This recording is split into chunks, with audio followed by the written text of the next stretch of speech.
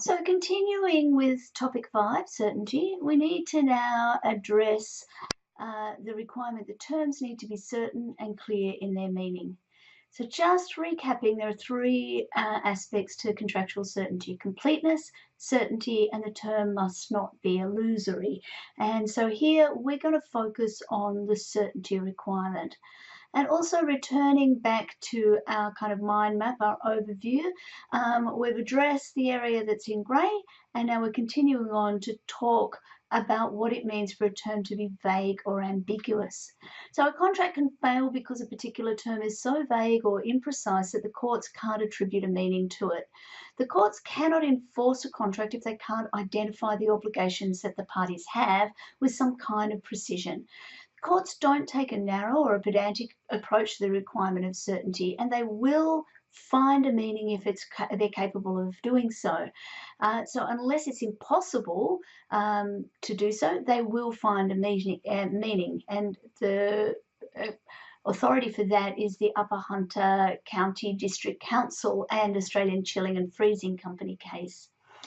Like for incompleteness, uncertainty is more likely to affect a contract that remains wholly executory, so not yet performed. Where the parties have been performing the contract without any difficulties, the courts are much more reluctant to come to the conclusion that a contract is unintelligible. And Hillas and Company and Argus is authority for that proposition. So we're asking ourselves in this short video whether the terms are clear. So are they clear and unambiguous? And if they are, unless we have an issue with incompleteness or they're illusory in some way, then we will have sufficient certainty for the purpose of formation. So what do we mean here by certainty? The agreed terms need to be sufficiently certain and clear so that the parties can understand their rights and their obligations and they can be enforced by a court. Essentially, this is all because the obligations of the parties need to be identifiable.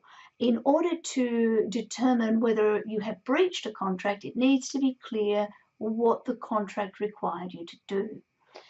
Courts don't usually take a narrow approach, as I said before, and they'll attribute meaning to the language that's used by the parties, unless it's really, really impossible to do so. So that means we always need to look at the language that's been used, and we need to ask, is this so obscure and so incapable of any definite or precise meaning that a court is unable to attribute to the parties any particular contractual attention? It may ultimately and logically be worked out, if not by the parties, then by the courts.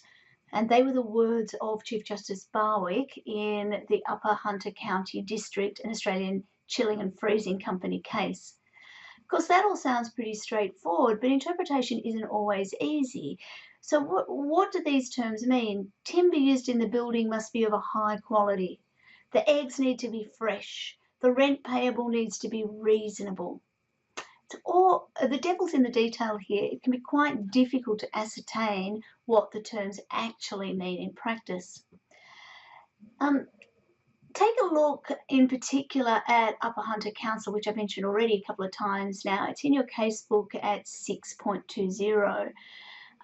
In that case, the council contracted to supply electricity to Australian Chilling and Freezing Company. In the contract, it said it's agreed that during the term of the agreement, the supplier's costs, so that's the council's cost, shall vary in other respects. So if they shall vary in other respects, then has been herein provided, the supplier, the council, shall have the right to vary the maximum demand charge and the energy charge by a notice in writing to the purchaser.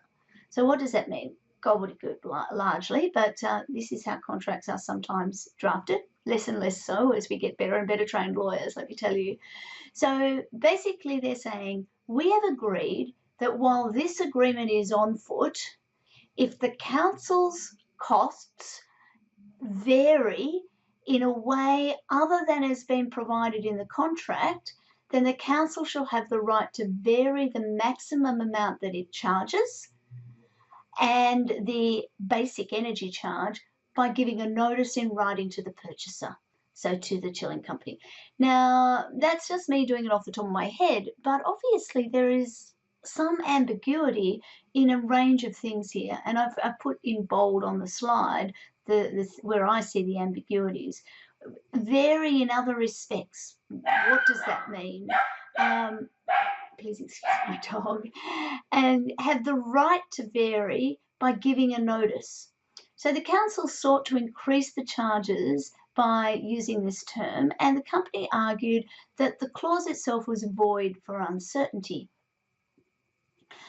So Chief Justice Barwick provided that language that I've already referred to. He said that as long as the language employed by the parties is not so obscure and so incapable of definite or precise meaning that the court is unable to attribute to the parties any particular contractual intention, then the contract cannot be held to be void or uncertain or meaningless. So he said that no narrow or pedantic approach would be warranted, particularly in the case of a commercial arrangement. He found that there was no uncertainty or ambiguity in the expression supplier's costs, however wide might be the area of possible disagreement as to what it meant in a particular case.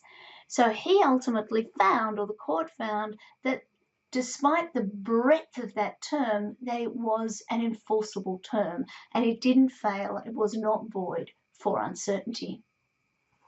Something that we see often in this context and often is accused of being uncertain is when the standard, a clause provides for a standard of reasonableness. So a reasonable price needs to be paid, a fair and equitable price for services, a price to be set at fair market value. Essentially, these are concepts, these reasonableness concepts are inherently imprecise, but the courts will always endeavour to give them meaning in order to uphold a contract. What is reasonable or fair can be impossible to work out, and we saw that in Whitlock and Brew, which we discussed earlier in this topic. And the judges themselves won't always agree amongst themselves as to whether the uncertainty can or cannot be resolved in a particular case, and we saw that in Hall and Bust. But at the end of the day, if the courts can give something meaning, then they believe it's better to find meaning than to find the arrangement void. I'm going to move on to another video shortly. Hopefully you'll join me there, and we'll talk about the requirement that terms not be illusory.